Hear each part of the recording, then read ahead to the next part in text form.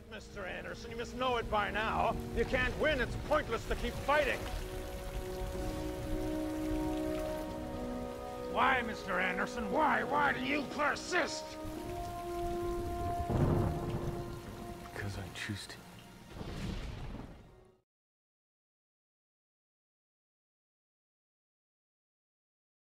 First question to you, sir, is how did you first get started in the alternate news field? Well, it happened entirely by accident. I certainly did not wake up one morning and say I'm going to throw away a promising career in film visual effects to become an irritant to the powers that be. But it all began back in 1994 when I was living in Southern California with my then brand new wife, Claire, and I had a little animation set up in my home. And I was also working for a company in downtown Hollywood on a project. And I was in my home studio just doing what I was doing. I had the television cable TV coming into part of the video switcher just to keep noise going and keep myself amused.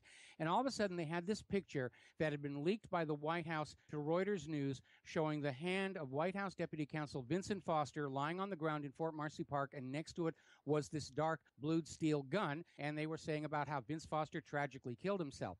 Now, I worked in visual effects, and knowing what make things look real or not was my bread and butter. In the instant I looked at that picture, I said, this is a fake. It's a staged shot. It's not even a very good one. So I hit the frame cap button, and I printed out a hard copy of that picture.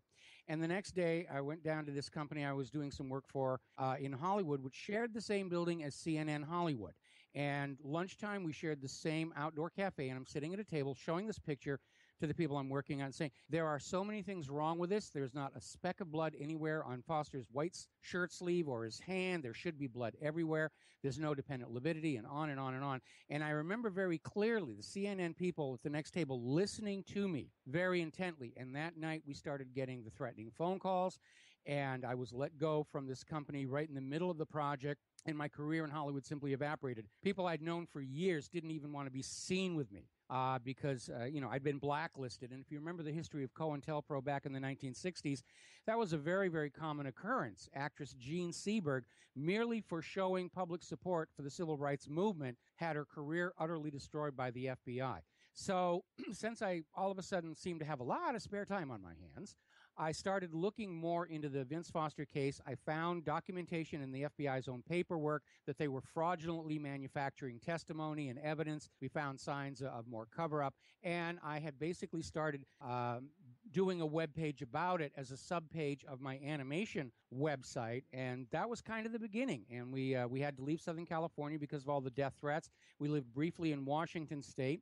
Then I got an offer to come to Hawaii to work on a motion picture by a Japanese company that didn't care that the White House hated me. And so we moved to Hawaii, and I worked on the movie, and I actually succeeded in partly getting my career back. I was a visual effects producer for Lost for 4 seasons, Off the Map for their first season, the pilot for the new Hawaii Five-0.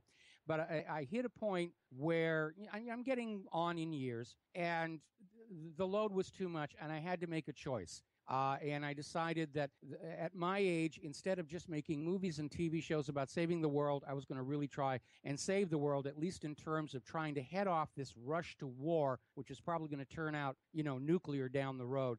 And so since that moment, I've been focused full-time on whatreallyhappened.com and my talk radio show, and that's pretty much it. Wow. Sounds like you've done a lot of work, especially in the visual effects side of things. Now, you have done a lot of work over the years exposing Hillary Clinton's criminal past, and of course, Bill Clinton.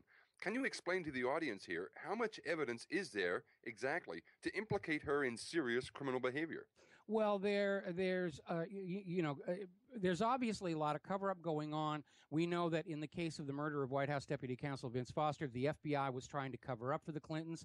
I think they're still trying to cover up for Hillary today with that email server. But we actually know from one of the released emails that was released because of Judicial Watch's civil lawsuit, Hillary Clinton did violate Section 793 of Title 18. And I think Judicial Watch, based on their most recent discovery motion before the court, is pursuing that line. And under Title 18. If you violate any section of Title 18, you are ineligible to hold public office in the United States of America. But the amount of corruption over the years that I've uncovered has been a little bit daunting. And even back there in 1994, I was, like most Americans, very naive, very trusting. The government's basically good. The corporate media is basically honest and accurate. And if there are some bad people, they're a minority. And over the preceding 22 years, it is just constantly being reinforced that the people who seek positions of power and authority and wealth really are willing to do anything at all to get those positions. And I think that's being reinforced in the eyes of most Americans right now, looking at our current election process, where the leadership of both political parties are just openly telling voters, it's not up to you anymore. We will decide who the candidates are, and if you are a loyal party member, you will vote for our candidate. And this is really angering a lot of people. The Nevada State Democratic Convention was a tremendous slap in the face to Democratic Party members, Democratic Party voters, and certainly Bernie Sanders supporters when they're just literally trying to throw the delegates to Hillary Clinton. When the Sanders people complain about it, they adjourn the meeting and call the police on the Sanders supporters. So they're not even trying to hide the election fraud any longer. And it's been an epidemic problem in our country for a very, very long time. In fact, there's a website people probably ought to look at called blackboxvoting.org. It's run by this wonderful lady named Bev Harris, and she has just for years, machines are designed to be wide open to fraud to change elections. In fact, HBO actually did a documentary called Hacking Democracy that centered on Bev Harris and her work, showing just how easy elections can be stolen with these electronic devices. And it really is a scandal. And what we have here is this idea that although Americans are being told that we choose our own leaders and we have a democracy, the reality is actually very different. The government that is taking our money, the government that is violating our constitutional rights, the government that is taking our children and sending them off to wars and conquest, basically stole their positions of power. And they cannot prove that any of these elections are accurate or honest or fair. We keep seeing situations like in New Jersey where Democrats who are supporting Bernie Sanders, their registrations just magically disappeared from the New Jersey voter database. And we're seeing this all over the country where Bernie Sanders supporters' registrations are being changed without their permission. That also happened at the Nevada State Convention. Wow. It's just wide open out there. Hillary Clinton wants to be president. She knows where all the dead bodies are buried in American politics and how they got to be dead bodies. And the message has gone out from her campaign. If she is not declared, anointed, crowned president of the United States next year, she's going to start telling tales and ruining careers. Gosh, well, I do consider there's enough evidence already to have her on treason. Do you not concur with that?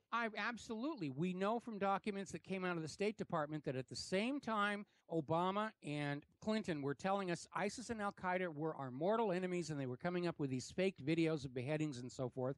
The U.S. government was smuggling weapons to ISIS and Al-Qaeda in Syria to try and bring down Bashar al-Assad.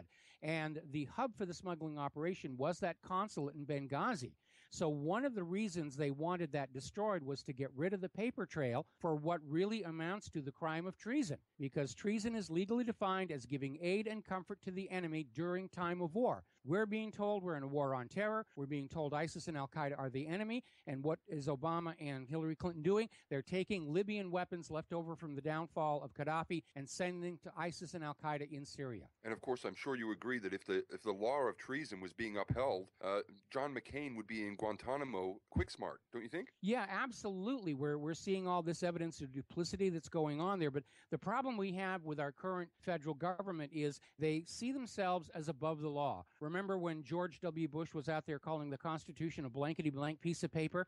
That's really a very common idea. They actually don't want the Constitution around anymore. They want to shred it. They want to get rid of it in the Bill of Rights. They're trying to transition what remains of our constitutional republic to a true fascist economic dictatorship, because then we, the people, can't get in the way of their plan to simply try and conquer the world. And bring it all under American control. The problem with that agenda is we're already mired down in all these countries that we keep on invading and evading, and those people fight back trying to kick out their U.S. puppet rulers. So we're still in Afghanistan, we're still in Iraq, we're still thrashing around Yemen and Libya. We're pretty much losing Syria at this point. They can't get into Iran. And yet the U.S. government is out there thinking that if we can just get into war with Russia and China, we'll be able to protect our paper dollar from the ruble and the yuan. Our military is already exhausted. The stockpiles are drawn down. Weapons are not designed to last a long time. They're all worn out. And the junk that is currently being produced by the military-industrial complex may be the most expensive weapon systems on Earth, but they're junk. I mean, the list of problems with the F-35, can't fly in the fog, can't fly near lightning. Took them a long time to get the carrier version to work correctly. The computer software still isn't working. The gun won't be working until 2019, and the engines keep setting themselves on fire during takeoff. And this is the most expensive warplane. We have problems with the Independence-class littoral combat ships, out-of-control corrosion. The Freedom-class littoral combat ships have constant drivetrain problems. They keep dissolving their transmissions. The latest U.S. carrier, the Gerald R. Ford, the magnetic railgun catapults won't work. They can't synchronize all these imaging radars that were supposed to present a unified threat analysis. It's showing multiple targets or ghost targets. It's just a nightmare. They throw all this money at these weapon systems, and they're getting junk for it. And they're sending our kids out to try and conquer these other countries with weapon systems that really are not working very well. And yes, we can take on a small little Middle Eastern country like a Libya or a Yemen and whoop them. But going up against another great power like Russia or China, we are going to be in serious, serious trouble. I don't think the U.S. can prevail in a conventional war against Russia and China, and that means somewhere between the start of that war and final capitulation by the U.S. government, they are likely to resort to the nuclear arsenal. You know, it's very interesting, no doubt, with these contracts for the military defense contractors. They're making companies like the Carlyle Group very, very rich. And these people that we're talking about, all these traitors to the U.S. Constitution, they've basically got all the stock in the Carlyle Group. Do you not agree with that? Oh, absolutely. It's a self-feeding frenzy. I'll give you a good example of that. Remember when Michael Chertoff was head of the Department of Homeland Security, and he was the guy who came up with swabs and rubber gloves, and we've got to have x-rays and scanners and all the rest of that. And once he had set that in as the new requirement for America's airport, he retired from public life, and he started a company, the Chertoff Group, which sells airport scanners and rubber gloves and swabs and the rest of it. And he's just raking the dough in from programs he put into place, and they're laughing all the way to the bank, and they're laughing at us. Now we've got this story where the TSA is deliberately making security lines so long, thousands of people are missing their flights, and the TSA is pushing everybody to sign up for this pre-check program, which is $85 and a lot of your personal private information sent in there. And basically, it's an extortion racket. Pay the TSA $85 or they're going to make you miss your flight. So how is it that these people are not being investigated? How is it that they get away with this? Are they actually really above the law? Because the entire federal government is dead broke, desperate to find any way to get money, and anything that brings more money in is okay. The system really is totally corrupt from top to bottom, and they don't want anybody who's not equally corrupt coming in, which is why they're working so hard trying to keep Donald Trump out. Wow. Now you mentioned the beheading videos, which I consider have been done in studios, completely fake. And Yes. you've actually been a former special effects specialist on various Hollywood films and TV shows. Yes. So my question, how much of the news today do you think includes this augmented reality or prefabricated stage news stories? Oh, a huge amount of it. I mean, we've caught major networks like CNN and Fox claiming to be doing stories from the front lines in battles, and it's all green screen work, and it's not done very well because you can see where, part of their head keeps vanishing and the background leaks through. And there's a lot of that fakery going on. Most of the ISIS videos were fakes. They finally resorted to doing some real ones because the fakes were always being spotted. But once you understand that it's a propaganda hoax, it doesn't matter if they actually go out and kill some guy. We all know it's just part of this campaign to convince us ISIS is the evil enemy, even as Obama and Hillary Clinton were sending them weapons paid for by our tax dollars. And much of what we see on the news is complete prefabricated scripts anyway. Absolutely. Whether it's coming from the government propagandists or corporations, a lot of what is put on news is actually very cleverly disguised product placement, because most news departments are struggling with tight budgets as they lose viewers. And so you'll have somebody show up with a pre-made tape and a news story, and a news director will say, great, we got to fill 1.5 minutes at the bottom of the third quarter, and they'll just slot it in. And it'll be talking about the shocking rise in sun-related skin cancers, and it's just a very clever goad for people to go on over and buy more suntan oil. That's just one example. Right, right. Now, I know that on your website, whatreallyhappened.com, there's a huge archive of Osama bin Laden material. Now, today in 2016, the overwhelming evidence of Osama bin Laden being used as an Emmanuel Goldstein type character is now overwhelming. For those who have done basic research, it's overwhelming. Why do you think it is that many still don't understand that they've been lied to for so many years using these scripted actors? Why do you think it is so many people don't get it? Well, first of all, my perception right now is the majority of people do get it. But a lot of people are trapped by their image of how they hope the world is going to be. We're all raised with TV shows and movies about people who are heroic and take a stand against corruption and evil, and we all like to imagine we're that kind of person until we're actually confronted with that. And when you have people who all of a sudden have it rubbed into their face, the government is wrong, the government is corrupt, the government is evil, now you've got to face a choice. Are you going to do something about it, which entails risks to your life, your career, your future security? Or are you going to just close your eyes and turn away, at which point you have to surrender your self-image of being a decent human being? Most people don't even want to have to make that choice. So they will desperately grab whatever propaganda is being handed to them by the media so they can go on thinking that they're good and decent people. And they look in the mirror and they say, I'm a good person. I would fight against corruption and evil. I just don't see any need to do it this particular moment. And it's a gross self-deception, but it's one of the most powerful tools of the propagandists to keep people believing the propaganda.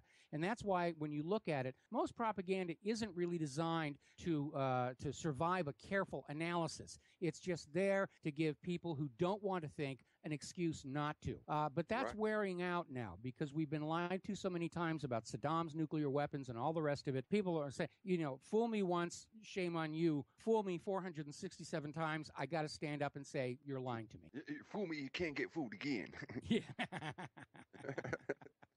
One of the biggest wake-up calls for myself, personally being the son of a Vietnam vet and a military brat to boot, was the exposure of the Gulf of Tonkin incident back in 2005. Can you explain to the audience here, what was that all about, please, Mike? Well, the specific incident involved the USS Maddox, and it was conducting surveillance operations against North Vietnam, and they had an inexperienced sonar operator on board who was taking their directed sonar array, turning it around, and he accidentally picked up the sound of the Maddox's propellers, and he hit the panic button, said, torpedoes in the water, torpedoes in the water. It went up the chain of command all the way to Lyndon Johnson, who was looking for a way to escalate the war in Vietnam. And the captain of the Maddox immediately sent a follow-up report. False alarm, inexperienced sonar operator. Johnson threw it in the trash. He took the first report to Congress, and he got the Gulf of Tonkin resolution, which was when the Vietnam War really became very, very bloody. And the reason for the war in Vietnam had nothing to do with the Vietnamese people, had everything to do with funding his supporters at Bell Helicopter, General Dynamics, and all these other companies who are very generous supporters of political campaigns. And when you get into the positions of power, you have to make good on the promises you've made to them. And that includes making wars for the war industry. And Eisenhower did warn us about how this was all going to happen with his speech about the military-industrial complex. And he was absolutely right. There is so much money tied up in the defense industries. They can shape the government to their own purposes. And it's not just the defense industries. Now we've got the pharmaceutical industries who have acquired that much money where they can buy the government. And government is just openly on sale with all these ridiculous laws like Citizens United that declares corporations to be legal persons with First Amendment rights to freedom of speech, which even ordinary Americans don't get that anymore. You have a First Amendment right to freedom of speech as long as you're not criticizing the government, saying bad things about minorities, and certainly you should never, ever criticize Israel. That's not freedom of speech. That's permitted speech. Amen. Just to touch finally on the Vietnam conflict, one thing that really disgusted me when I researched it and found out some of the first targets that America and allied forces bombed were ancient Cambodian and Laotian temples. They were these archaeological sites that had a lot of secrets and stuff in.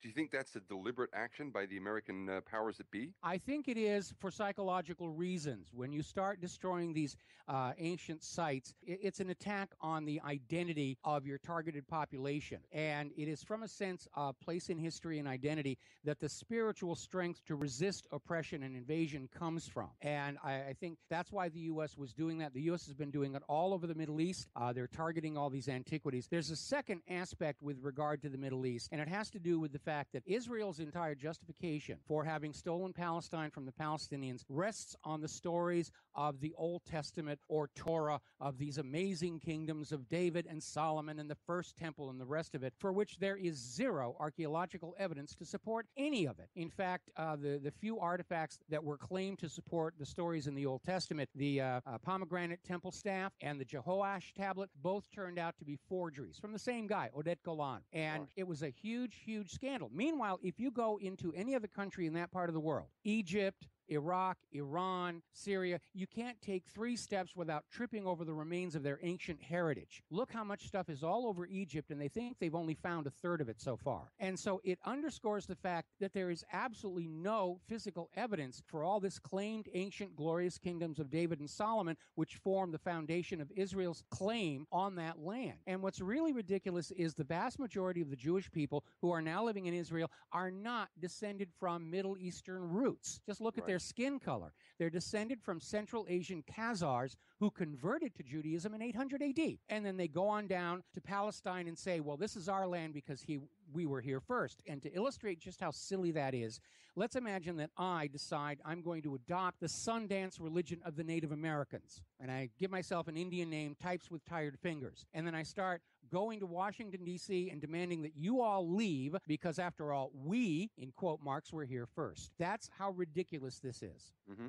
And, of course, let's not forget the sympathy used by the Holocaust that's used to justify why these people need to have their land, despite the fact that there was the autonomous Jewish Oblast in Russia long before Israel. Is that not correct? Yeah, absolutely. And, actually, Adolf Hitler was working with the Zionists to get them to Palestine. Again, looking at how we were lied to about Saddam's nuclear weapons shouldn't tell us all that we cannot take at face value anything we have ever been taught in those government-controlled schools or in the corporate media seen on movies or television. There are reasons to doubt that Holocaust story, in particular because the entire Jewish population of Germany before World War II was only 600,000, and the Zionists were using that 6 million number in World War I as well. And the reason they did it is really very, very simple. The Zionists wanted Palestine. They wanted to go on in and just take Palestine away from the Palestinian people and use it for their own purposes. But the entire world had just united against Germany, sacrificing much blood and treasure on the principle that Germany did not have the right to just march into France or Poland or anywhere else and take it for their own use. And here were the Zionists wanting to do exactly that to Palestine. So the Zionists needed a propaganda tool that was so powerful that the same nations that stood firm against Germany taking France would turn around and say it's okay for Israel to take Palestine. And so the slave labor camps became extermination centers, the delousing became gassing, and all this other stuff was crafted for this horrific story where people said, oh, my goodness, it was wrong for Germany to take France and Poland, but we've got to let the Zionists take Palestine. And that's why they still protect that story as fanatically to this very day, because without it, the hoax by which they stole Palestine from the Palestinians stands exposed. Absolutely. And, it's a very interesting fact that Mr. Robert Forisson actually proved in a French court that most of the Holocaust tales and stories and fabrications were made up after the war as war propaganda. That was proven in a French court. Oh, absolutely. I mean, none of this stuff appears in the records of the Red Cross, who had offices in all the slave labor camps. It doesn't appear in the autobiographies of Harry Truman or Winston Churchill or Dwight D. Eisenhower. It was all created after the fact to support the Zionist grab of Palestine. And so much of it has already fallen apart. Remember the bars of soap? They were making soap out of, humans, and it turned out, science has made ancient truth uncouth. The soap was actually a low-fat industrial wartime soap, and the fat came from pigs, which is a huge embarrassment because they buried a bunch of those bars of soap in Jewish cemeteries all over the place. Then there were the lampshades made out of human skin, which under modern technology have been shown to be goat skin, which was a very common crafting material of the age. It was just a big lie. And when you realize that big lies are not shocking or exceptional, it's the way government rules people throughout history. I'll give you a good example. If you go down to ancient Egypt, which I always wanted to visit, but now they're starting to kill people who look like me, so I'm probably never going to get there. And if you look at the temples at Abu Simbel and Karnak, you will see all these walls showing Ramses II, or Ramses the Great by his own admission, defeating the Hittites at Kadesh. And it's out there in spectacular carvings and coloring. That was actually the accepted view of history, because those temple walls were kind of the CNN of ancient Egypt. Then archaeologists found the non-aggression pact that Ramses was forced to sign with the Hittites. And we come to find out that Ramses is up there, he gets suckered in by some Hittite spies, and he almost loses his army, and he has to sign the non-aggression pact, and he scurries on back to Egypt, and he figures, I can never admit defeat. The people think I'm a god. I have to act like a god, and none of them are ever going to get up to Kadesh and find out what happened, so we're going to decorate the temples that I was victorious and rode down the Hittites in my chariots. So rulers lying to their population is thousands and thousands of years old, and they keep on doing it over and over again. In fact, we have an article at my website called Of the Liars, By the Liars, and For the Liars about all the incredible hoaxes that have been perpetrated to reshape history. The donation of Constantine, the 7 cities of gold, Prester John. I mean, these are all monumental frauds perpetrated on the people by leaders seeking wealth, power, and more war. And so once you understand that's what they do, then all that we're seeing today makes absolute perfect sense. It's business as usual. So this propaganda didn't actually start with Edward Bernays then? No, probably lying to the people has been the divine right of kings going back probably all the way to caveman times. Just modern propaganda pretty much started with this kind of thinking to dupe the people. Well, it's been refined over time because as the populations become more sophisticated, the propaganda has to become a little bit more clever. It's not clever enough these days. Most people are seeing through it. But yeah, they have to evolve the science of lying to keep pace with the evolution of the average human mind. And what it really comes down to, and technology, because what it comes down to is a constant struggle between rulers who want to control what we know and think versus technological breakthroughs that change the fundamental flow of information throughout civilization. And a good example of that would be Gutenberg, who rediscovered movable type printing, and all of a sudden books, instead of being fashion items for the ultra-rich, became available to the middle class. And the middle class literacy bloomed. They learned how to read. They started reading things their rulers didn't want them to know, and it produced a social crisis. And those institutions in Gutenberg's time that couldn't evolve to adapt to the new reality of a better educated middle class fell apart. They went extinct. And those institutions that could adapt and evolve survived. We've had similar revolutions with the advent of the newspaper, telegraphy, radio, TV, and now the internet. And we're already hearing the United Nations Security Council is out there in a panic saying that it's time to censor the internet, because if governments can't lie to their people with impunity, then we have lost control. Well, why do you think it is personally that the false flags these days we are seeing have gotten so sloppy? They're rush jobs. And I think maybe because of how rapidly the 9/11 false flag fell apart, the propagandists are saying, all right, we're not going to be able to fool the people who are paying attention, who are looking for false flags. We just got to settle for fooling the people who still believe that America is great and we, the government, would never lie to them. But they are getting very sloppy. My concern is that our government is feeling very, very cornered. If they can't move the war agenda forward rapidly, they're going to get caught by the collapsing economy. Because if the economy collapses and they don't have a war to blame it on, the American people are going to point the finger of blame at Wall Street and Washington, D.C. And our government does not like to accept responsibility for what they do wrong. They need a fall guy. They need to be able to blame Russia or China or Iran. And because that's how politicians are. They'll take credit for anything good that happens, even if they had nothing to do with it. And anything bad that happens, it's somebody else's fault or it's the will of the imaginary playmate in the sky. And that's how they get to be politicians. And that's another reason why they're so opposed to Donald Trump. Donald Trump comes out of the world of business. And in the world of business, you are only as good as whether your promises are kept or not. If you don't keep your promises, you do not stay in business any longer. And that's a stark contrast to politicians who lie about everything from the moment they wake up to the moment they go to sleep. In fact, they don't dare tell the truth about anything at all because we might figure out how to tell the difference, and then they'd really be in trouble. Do you see personal debt as a form of slavery that prevents people from getting involved in social change? Absolutely. I mean, that's how we're being ruled, perpetual debt. If you look at the way the private central banks are set up, they are designed to be unstable. They are designed to produce more debt than money with which to pay that debt. Now, these private central bankers understand those pieces of paper with colored ink on them aren't really worth anything. The item of value is that sense of a debt obligation through which the bankers control the government, the nation, and the people. It's rule by banker debt, and it's no more a legitimate form of governance than rule by divine right or rule by slavery. And like those former failed systems, it only works as long as you allow yourself to be brainwashed into thinking this is the way the world is supposed to be. But it's time for us all to become private central banking heretics and demand that we go back to a system in which the public currency of a nation is handled as a public utility. The currency should be the property of the people, not borrowed at interest from private bankers. Damian